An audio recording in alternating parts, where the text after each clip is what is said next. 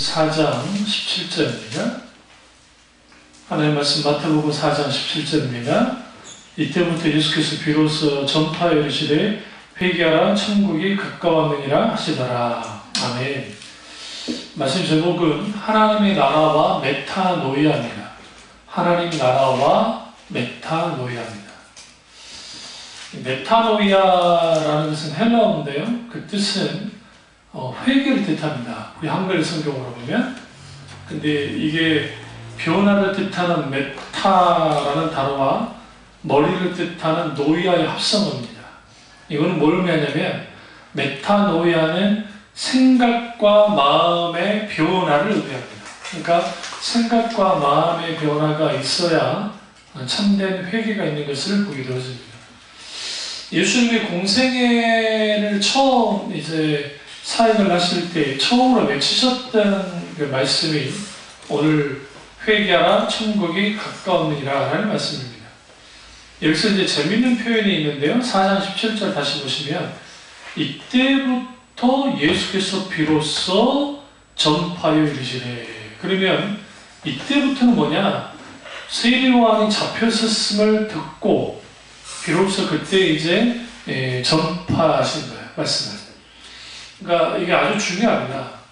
그러니까 왜냐하면 예수님의 공생의 시작이 세례요한이 잡힌과 동시에 시작됐다는 거, 그리고 세례요한의 죽음이 이후에 또 죽잖아요. 죽고 난 다음에 예수님이 본격적으로 공생의 사역을 감당하시는 것을 보게 되어집니다. 여기서 우리가 하나님의 나라가 뭐냐 이걸 좀 다뤄야 돼요.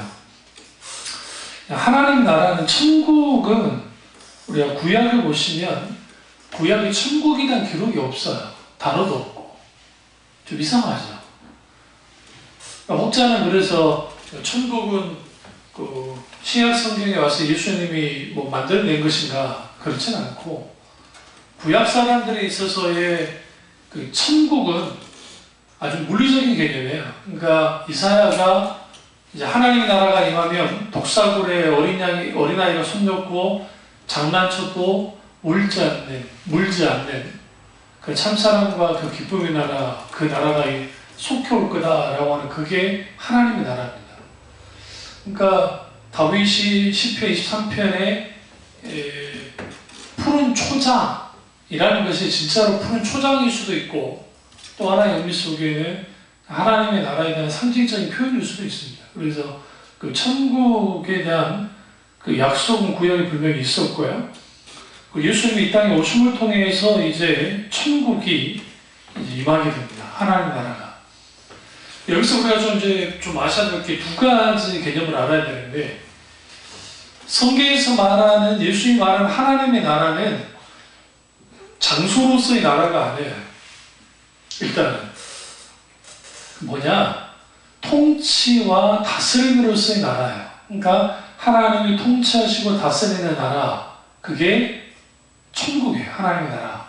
그리고 우리가 산에와 새 땅, 죽은 다음에 가게 되어지는 하나님의 나라가 분명히 있습니다. 그게 또 천국이, 이거는 시간과 공간, 우리 차원을 이해할 수 없는 하나님 차원의 것으로서의 천국이 분명히 있습니다. 그걸 우리가 좀 아셔야 될 필요가 있죠. 하나님 나라는 하나님께서 다스리는 곳이고, 그래서 하나님 나라에 들어가려면 우리 중심의 변화가 필요합니다. 특별히 마음과 생각의 변화. 근데 그것을 마음과 생각의 변화를 일으킨 게 뭐냐? 메타노이아예요. 그러니까 구원파의 교리 중에 가장 치명적인 오류는 뭐냐면, 이 사람들도 회개해서 죄를 깨닫고 회개해서 단번에 죄 용서를 받는다는 것까지는 똑같아요. 근데 문제는 뭐냐면, 그렇거나 하고 내가 죄 용서를 받았으면 이제는 더 이상 회개할 필요가 없다고 가르치는 거예요. 회개할 필요가.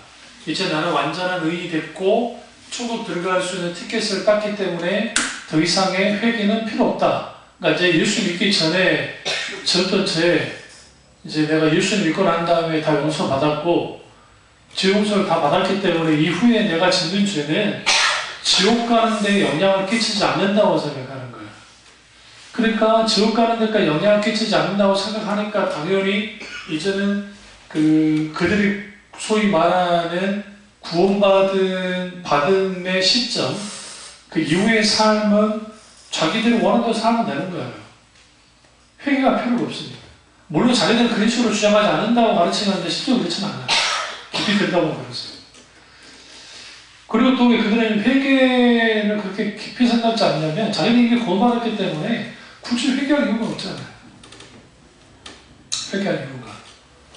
일종의 이게 이제 율법 폐기론으로 가는 겁니다.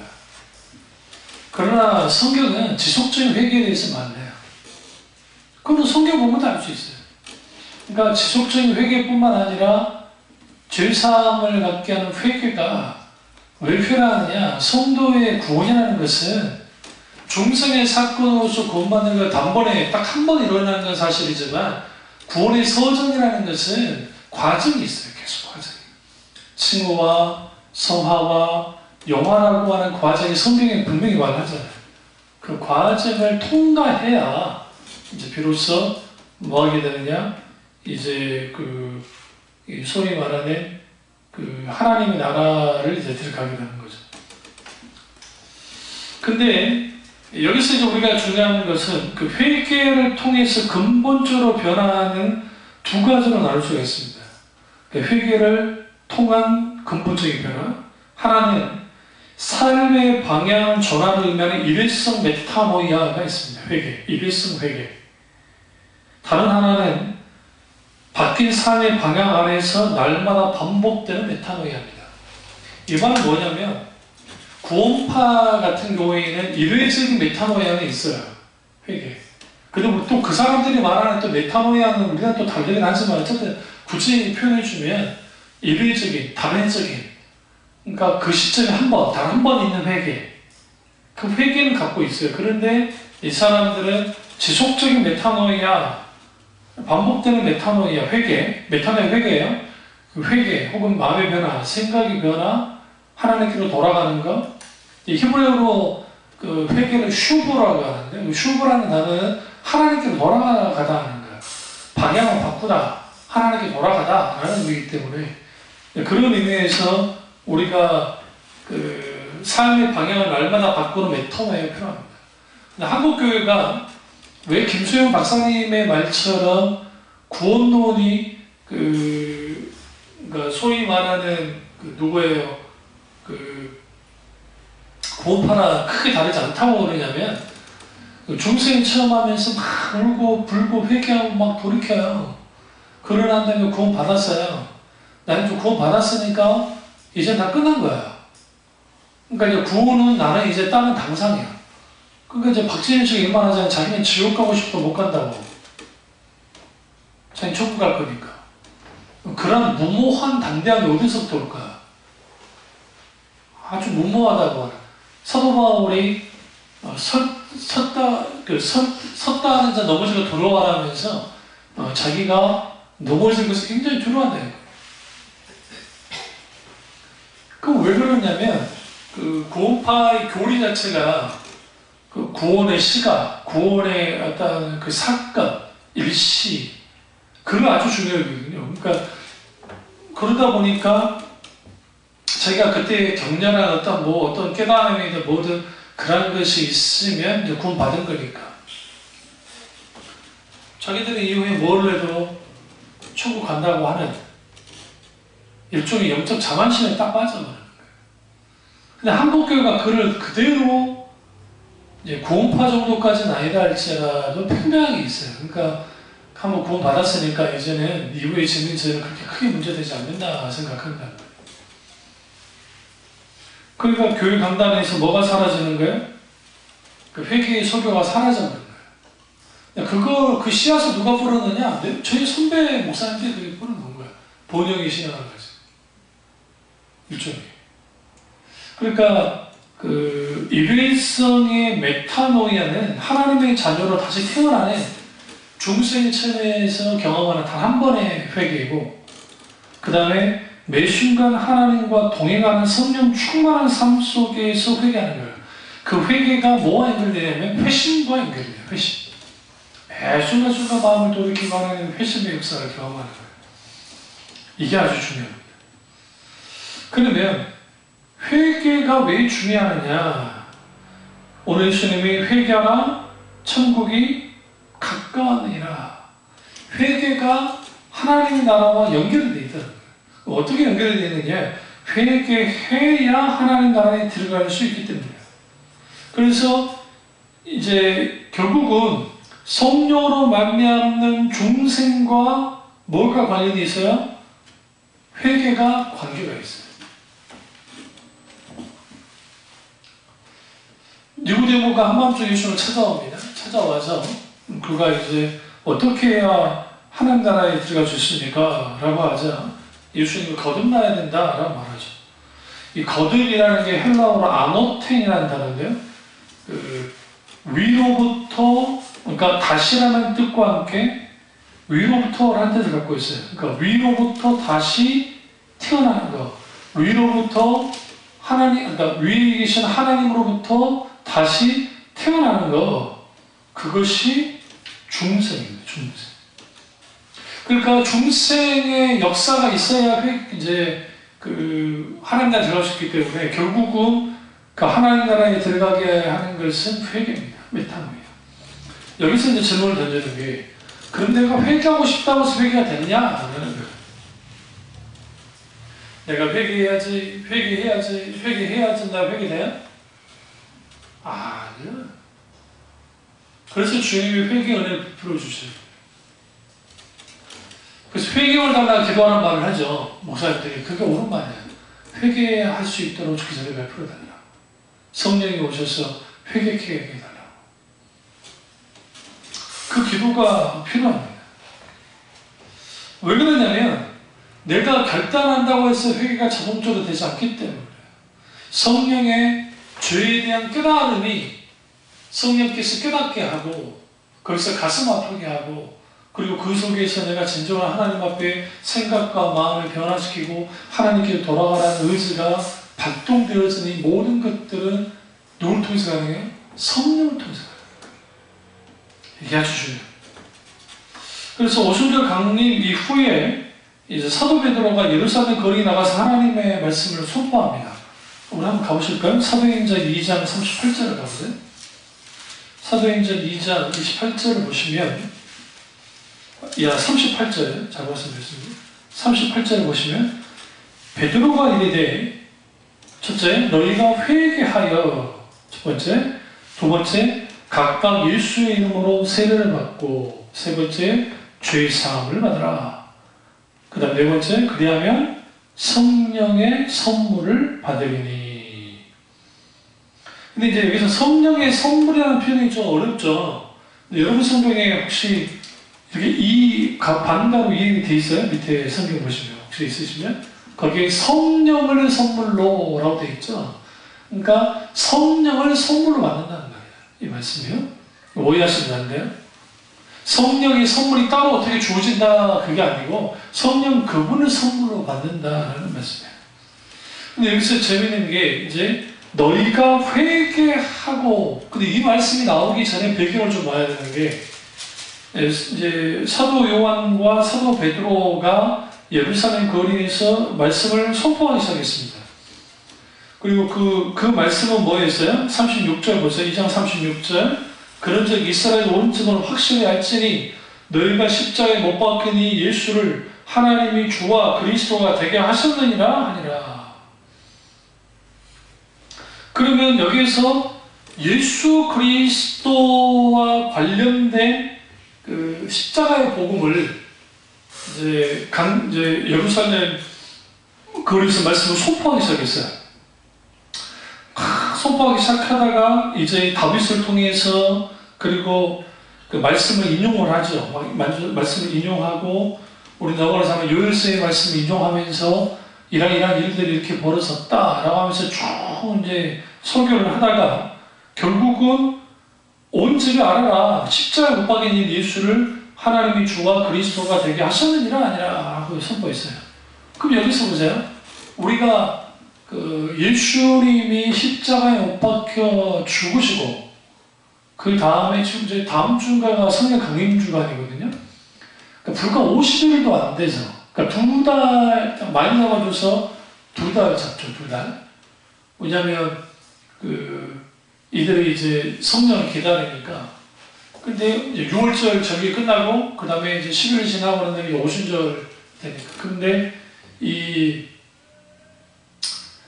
2달 전에 예수님을 죽였으면 지금 십자가 못 박아 주셨던 예수님의 그 묻었던 피가 일부러 지우지 않는 이상은 피가 아직도 생생하게 남아있을 거고, 아무리 비가 내린다 할지라도.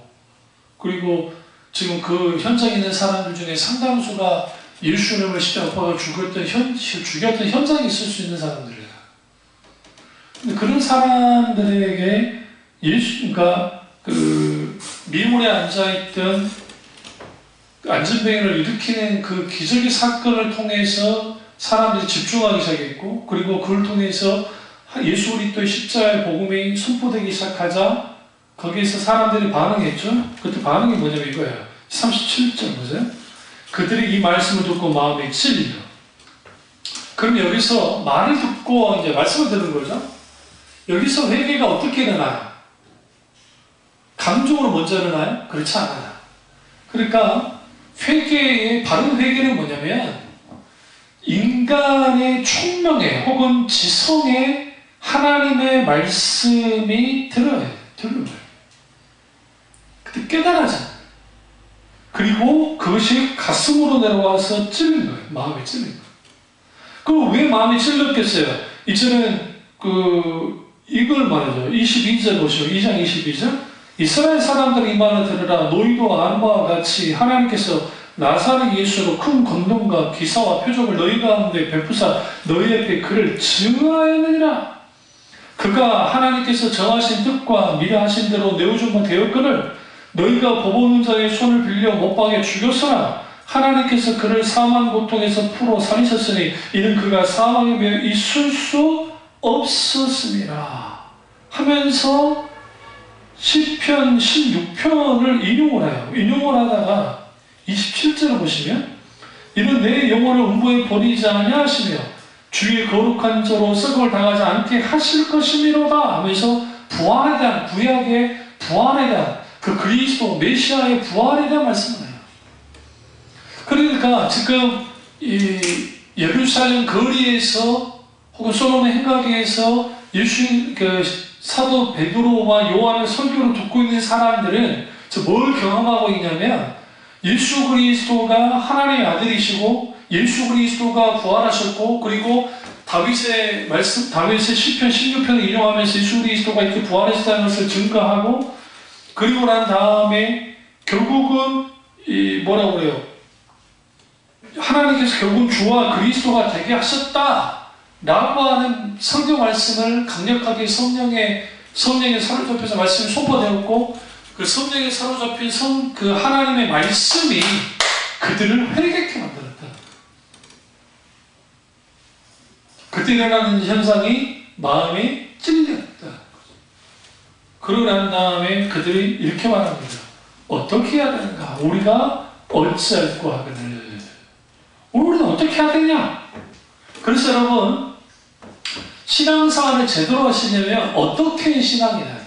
어떻게 해야 됩니까? 하나님이 어떻게 하길 원하십니까? 하나님 어떻게 하면 이런 일들이 이렇게 되어졌습니까? 라는 물음이 필요해요. 어떻게 해야 됩니까? 어떻게 해야 되느냐? 라고 묻자 베드로가 해답을 주기를 회개라. 그러니까 회개하여 그 다음에 세례를 받고 그리고 죄사함을 받아라. 그러자 40절을 보세요. 또 여러 말로 확증했다는 게 중요한 거예요. 뭘 확증했어요? 예수 그리스도의 십자가의 죽음과 부활, 예수 그리스도의 하나님의 아들 되심, 주 되심을 확증한 거예요. 그리고 권면했어요. 그리고 너희가 이 패역한 세에 대해서 뭐라? 구원을 받으라 하니 그 말을 받은 사람들이 세례를 받은 거예요. 그럼 여기서 보세요. 그 말을 받은 사람이 세례를 받았는데 여기 뭐가 하나 빠져 있어요? 뭐가 빠졌죠? 회개. 갑자기 세례를 받죠. 지금 베드로가 뭐라고 했어요? 회개하고 세례를 받아라. 근데 여기서 우리가 하나 아셔야 되는 게,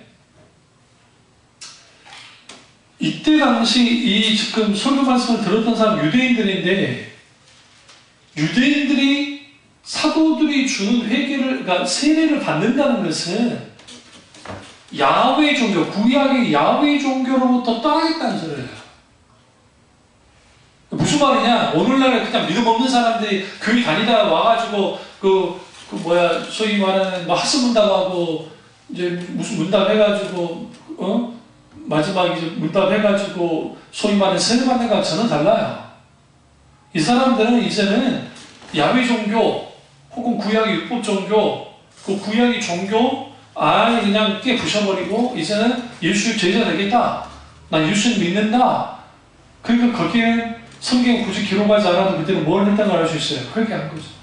하나님 앞에. 그 회개가 뭐라 했죠? 하나님께로 돌아가는 거라고요. 마음과 생각이 바뀌어지는 거라 했잖아요. 이제 바뀌어진 거예요. 예수님을 죽였던 사람들이 예수님을 죽인 것에 대해서 아파하고 이제 예수 그리스도 그분이 그들의 부활의 주의자 하나님이신 것을, 그리스도인 것을 그들이 믿는 거죠. 그게 회개입니다. 그럼 뭐가 여기서 이제 중요한 게 회개가 죄사함을 가져온다는 거예요. 죄사함. 그러니까 여러분 그 카톨릭의 교리에는 세례를 안 받으면 구원이 없어요. 성리 중 아주 중요하기 때문에. 그래서 죽은 시체에게도 세례를 줘요. 심지어는 물이 없으면 침 있죠, 침. 자기 침을 뱉어가지고 침으로 해가지고 세례를 줘요. 그렇게 해서라도 해야 천국 갈 수 있다고 생각해요.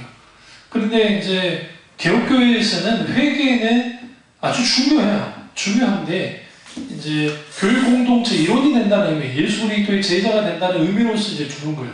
그러니까 회개받지 않았, 그러니까 세례받지 않았다고 해서 지옥 가지는 않아요. 사실. 그러나 엄밀히 따져서 회개는 밥티조, 잠긴다는 뜻인데 죄로부터 잠기는 거예요. 그러니까 뭘 상징하냐면 죄로부터 죽음을 상징합니다. 그리고 다시 일으키죠. 다시 살아나는 거. 죄로부터 죽었다가 다시 살아나는 거. 그게 회개예요. 이게 세례예요, 세례. 그러니까 회개와 죄사함을, 그러니까 그 회개와 세례가 분명히 좀 단어도 다르고 의미도 다른 것 같지만, 그러나 사실 이 두 개는 같이 가는 거지 따로 가지 않아요. 그걸 분명히 알 필요가 있습니다. 그러니까 물리적으로 눈에 보이는 세례 안 받았다고 지옥 가는 건 아니라는 거예요. 개혁교회에서는. 그럼에도 불구하고 세례를 받지 않으면 교회 공동체가 되지 못한다는 것, 그건 분명히 있습니다. 그런데 이제 재밌는 게, 죄사함은, 여기 또 하나 볼게, 이제, 회개가 죄사함을 가져오고, 이제, 죄사함은 성령을 선물로 받게 한다는 거예요. 그러니까 성령 오래를 거듭나게 하고, 하나님 나라의 시민권자 당당하게 살아갈 수 있는 신분을 얻게 만들어줍니다. 굉장히 중요해요. 그럼 신앙생활의 출발은 뭐냐? 교회 등록하는 것으로 출발하는 거냐? 그렇진 않고, 신앙생활의 참된 신앙생활의 출발은 거듭남에서 시작돼요. 영적으로 다시 태어나는 것을 의미합니다. 위로부터 영적으로 다시 태어나는 거. 그 중생함으로부터 이제 새로운 삶이 시작되는 거죠. 속사람이 날마다 새로워지는 경험을 하고 영적 성장과 성숙을 해나가는 거, 그것이 그리스도예요. 그리스도. 여기서 이제 메타노이아가 결국 그러면 이제 참된 회개가 뭐냐라는 거예요. 잘 들으세요? 이래서 당위적인 딱 한 번 있는 메타노이아, 중생 때 일어난 메타노이아, 당연히 성령을 통해 가능해요. 성령의 조명하심과 비추심과 은혜 없이는 회개는 불가능하고, 그리고 날마다 새로워지는 매 순간 속에 있게 되는 반복적인 메타노이아, 회개 또한 성령으로 가능해요, 사실. 한국교회가 지금 그 회개에 대한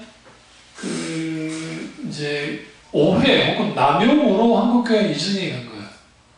무슨 말이냐면 과거에 봉당사들이 이제 회개에 대한 소리 많이 했어요. 80년도. 주로 뭐야? 11조 때 먹은 거 회개하고 주일을 성수하지 않는 것 때 회개하고 막 기타 등등 목사님 대적했던 거 회개하고 막 그런 설교가 주로 아니에요? 잘 생각해 보세요. 내용 교회 충성 봉사하지 못했던 거 회개하고 뭐 또 전도 강조하는 교회 같은 경우는 전도하지 않았던 거 회개하고 하나님 앞에 회개해야 된다. 그래서 이제 막 회개를 가르쳤어요. 그러니까 이제 회개를 가르쳐서 막 회개케 합니다. 근데 이제 그냥 회개하라면 생뚱맞잖아요, 사람들이.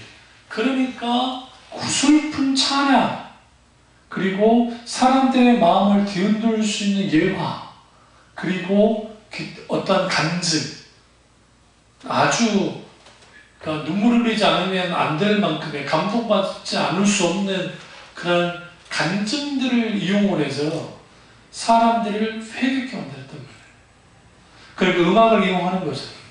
그 회개에 관련된 구슬픈 찬양을 막 주면서 하나님에서 앞에서 소매시 받으신 막 회개케 주옵소서 막 앞에서 우는 소리하고 막 하면 우리나라 사람들은 아주 정이 많은 사람들이라 거기서 울고불고 하면서 아버지 용서해달라고 하면서 막 한단 말이에요. 주님.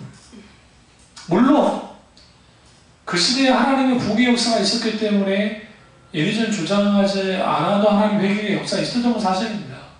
그러나 그에 못지않게 인위적인 조장 또한 분명하게 있었었고, 왜냐하면 그래서 제가 어렸을 때 플랜카드 중에 제가 아주 어렸을 때에는 주로 한국교회의 사경 집회가 주로였어요. 사경회, 말씀 사경회. 근데 그랬다가 이제 80년도 딱 넘어가면 그때 신령 부흥회 처음에는, 그랬다가 더 뒤에 지나면 신령 대부흥회, 대자가 붙어있죠. 요즘에 길거리 다니면서 신령 부흥회 본 적 있어요? 거의 없어요. 요즘에는 이제 뭐 장성교회나 뭐 이런 데 보면 이제 좀 큰 교회 같은 경우에 전도 뭐 집회, 뭐 누구누구 집사, 무슨 뭐 전도 집회, 간증 집회, 그런 거 있지, 뭐, 신령 대부흥에 쓰지 않을까. 그러니까 신령이 붙었다는 게 뭐냐면, 사람들의 마음을 울려주는 거예요, 막. 그런 것에 대한 것으로 과히 감정주의로 빠지게 있다고요. 그게 있어요. 부흥이 한 번 하고 나면 속은 시원해요. 웃고, 울고, 막, 즐거웠으니까.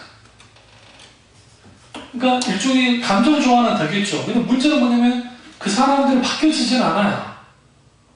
근데 내가 그때 막 울고 불고 했으니까 나는 메타노이아, 회개했다는 거야. 그러니까 1차적으로 감정적으로 회개했는지는 모르겠는데, 이제 문제는 뭐냐면 세류안에 말했던 것처럼 회개에 합당한 열매를 맺는 데까지 갔느냐, 그렇지 않다는 거예요. 회개에 합당한 열매까지 가야 회개예요.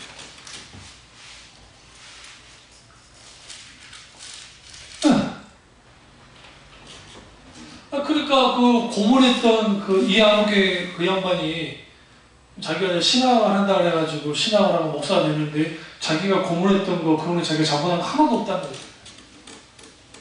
그 전에 잡혀 들어갈 때는 사과하는 것처럼 하죠. 그건 진짜 회개입니까 그게? 아니죠. 진짜 회개가 아니죠. 그럼 왜 사람이 그래? 회개 남용. 그럼 회개를 뭘로 이해했느냐? 그냥 지들 짜고 울고 불고 하는 게 회개라 생각해요. 물론 성령이 놀랍게 역사하셔서 진정 회개가 있게 되면 가슴을 치고 옷을 찢고 마음을 찢고 울고 불고 하는 게 있어요. 없지 않아요. 아무리 교회에서 울고 불고 했어도 삶으로 돌아가서 똑같아지면 그거 회개 아니에요. 헬라 메타노이아는 전인적인 변화, 지식과 감정과 의지의 변화까지 말하고 있는 게 메타노이아예요. 회개. 제일 중요합니다. 그래서 여러분 우리가 자신을 늘 돌아보고 회개하는 것이 성령 충만한 삶이고 날마다 새로워지는 비결입니다. 자기를 교정하고 제자리로 되돌리는 거, 그게 메타노이야, 회개예요. 그러니까 자기를 계속 조정하는 거예요. 그게 회개예요. 요한복음 16장 8절과 11절 찾아보겠습니다. 요한복음 16장 8절에서 11절입니다. 요한복음 16장 8절에서 11절입니다. 그러나 내가 너희에게 실상을 말하노니 내가 떠나는 것이 너희에게 유익이라. 내가 떠나가지 아니하면 보혜사가 너희에게로 오시지 아니할 것이요 그가 와서 주에 대하여 의에 대하여 심판에 대하여 세상을 책망하시리니 주에 대하여 하면 그들이 나를 믿지 아니하며 의에 대하여 하면 내가 아버지께로 가니 너희가 다시 나를 보지 못하며 심판에 대하여 하면 이 세상 임금이 심판을 받았습니다.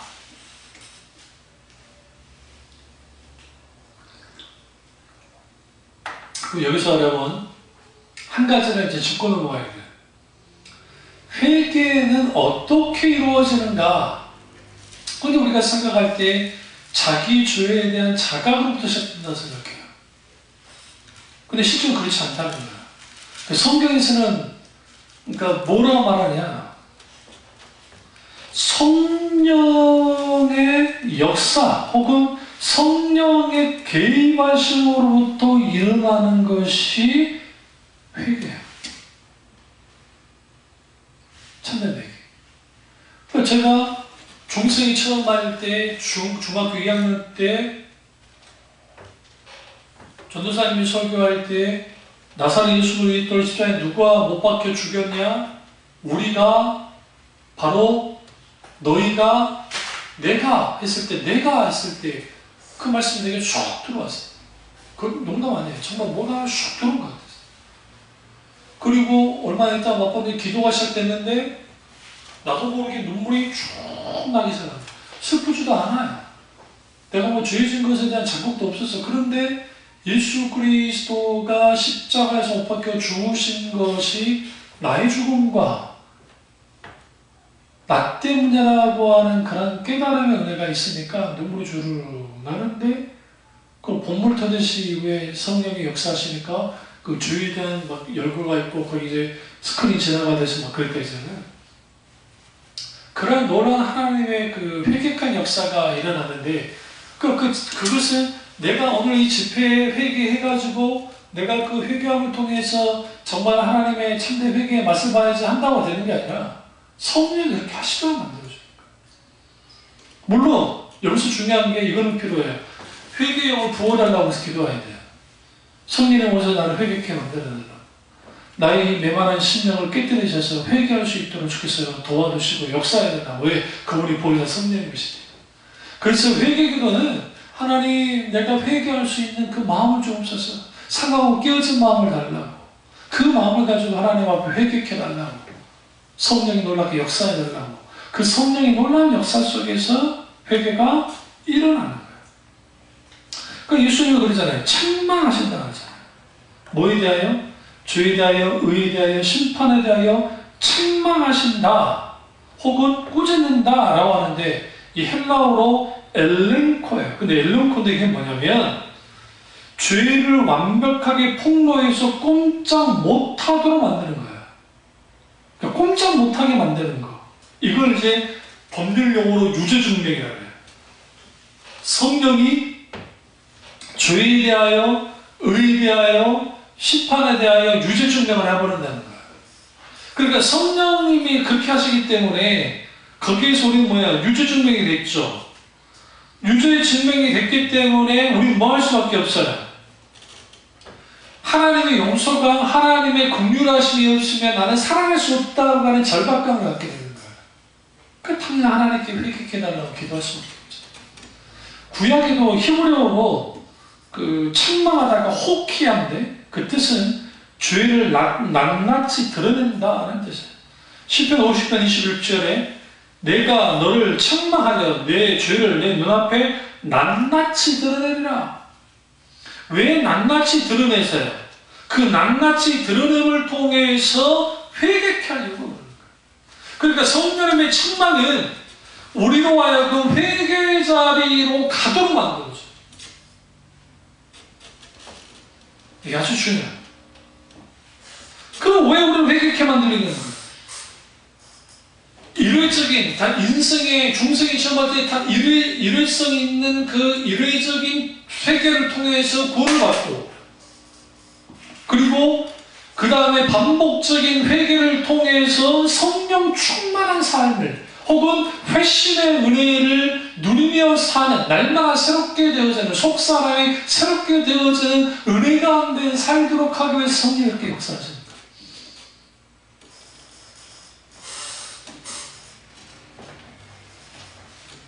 이게 굉장히 필요합니다. 그래서 회개가 아주 중요해요. 그래서 우리가 성령의 책망은 우리가 무슨 변명하거나 도망친다고 되는 게 아니라 무조건 무릎을 꿇고 항복하도록 이끄시는 하나님의 거룩한 설득이에요. 그게 책망이에요. 성령님의 책망.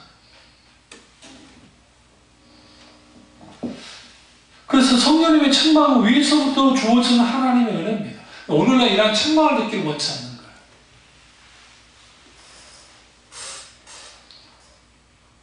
그럼 왜 우리에게 책망하실까요? 우리가 어떤 것도 감추지 않고 철저하게 회개하기를 원하시기 때문에. 그래서 성령 충만한 삶을 뭐냐? 막 뜨거워지고 불러불러하고 막 뭐가 뜨거운 게 내려오고 막 춤추고 막 찌릿찌릿한 막 느낌과 감정과 그런 체험만이 성령 충만이 아니라 그런 현상이고, 실질적인 성령 충만한 삶은 성령님의 책망 앞에서 항상 마음의 문을 열어놓는 거예요.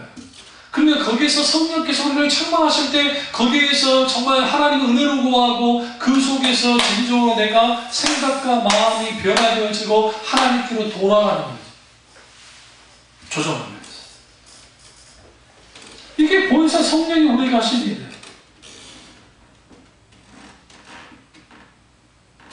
그럼 성령께서 책망하시는 세 가지 영역이 있는데, 그럼 이걸 왜 알아야 되느냐?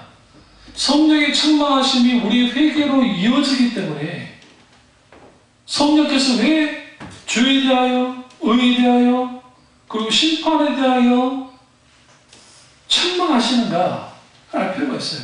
첫째로 죄에 대한 책망은 뭐라 했어요? 여기서요? 요한복음 16장에서 8절에 11절에서 그들이 나를 믿지 아니하며 라는 거예요. 그러니까 죄에 대한 책망, 그럼 여기 물어보죠. 세상에서 가장 큰 죄가 뭡니까? 이 세상에서 가장 큰 죄야. 살인죄입니까? 엄청나게 큰 죄죠. 근데 실질적으로 가장 큰 죄는 뭐예요? 예수님을 믿지 않는 죄예요.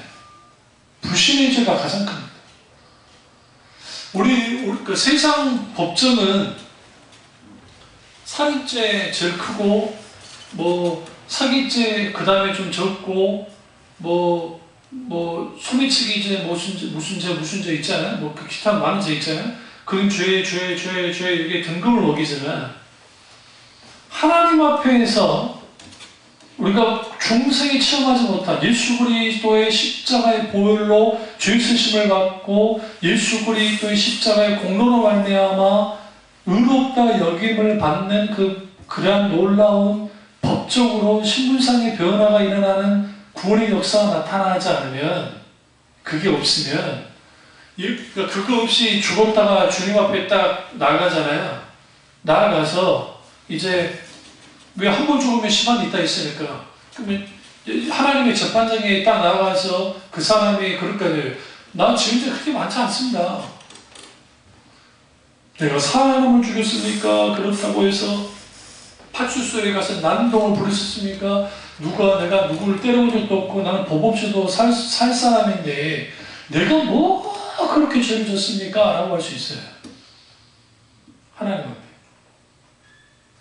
그때 하나님이 보이는 게 뭐예요? 죄가 뭐냐가. 근본 근본적인 그들의 근원적인 죄를 드러냅니다.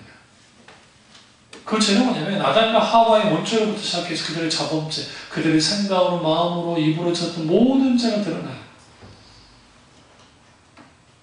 근데 가장 심각한 죄가 뭐냐? 예수 그리스도를 믿지 않는 죄, 하나님을 믿지 않는 죄. 그게 근본적인 죄. 왜 예수 그리스도를 믿지 않는 게 근본적인 죄일까요? 여러분, 아담과 하와가 지은 죄를 영어로 오리지널 신이라고 그러죠. 원초적인 죄. 그냥 아담과 하와가 지었던 죄가 어떤 죄예요?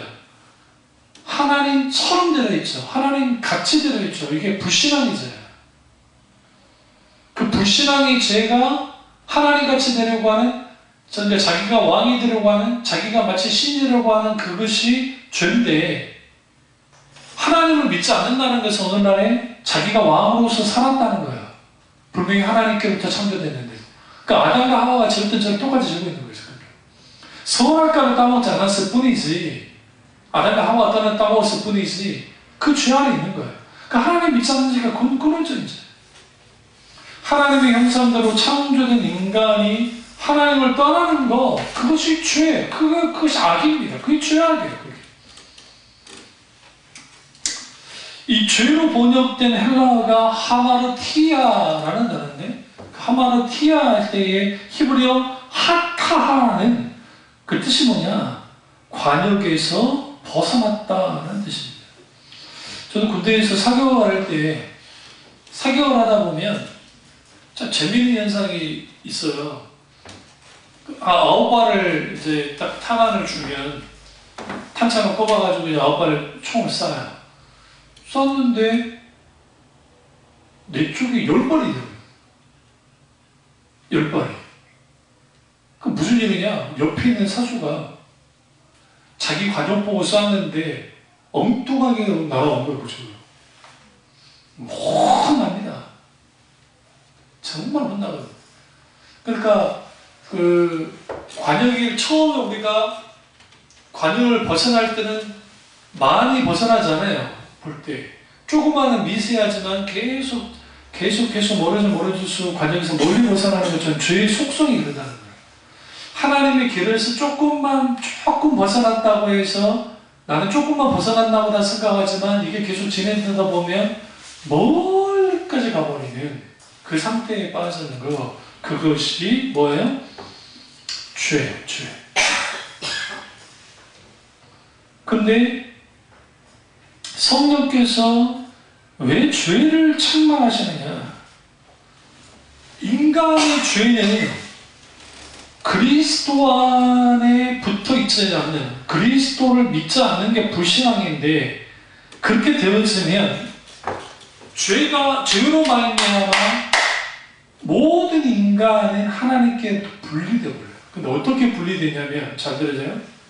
건너지 못할 강처럼 넘어오지 못하는 구덩이가 있는 것처럼 그렇게 분리되어 버려요. 실제로 그렇게 했죠. 아담과 하와의 죄 때문에 하나님과 우리 사이에 건너지 못할, 다가서지 못하는 뭐가 만들어져 버렸어요? 공간이 만들어져 버렸다. 그래서 그렇기 때문에 하나님이 계시하신 거예요. 인간을 찾아오셔서.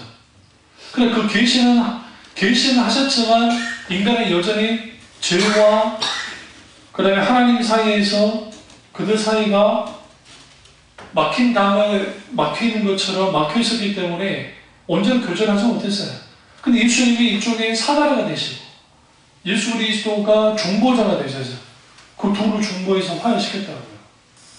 그러나 그게 아무리 2000년 전에 있었다 할지라도 오늘날 예수 그리스도를 믿지 않으면 똑같아요. 아담과 하와 있던 데는 똑같이 있는 거예요.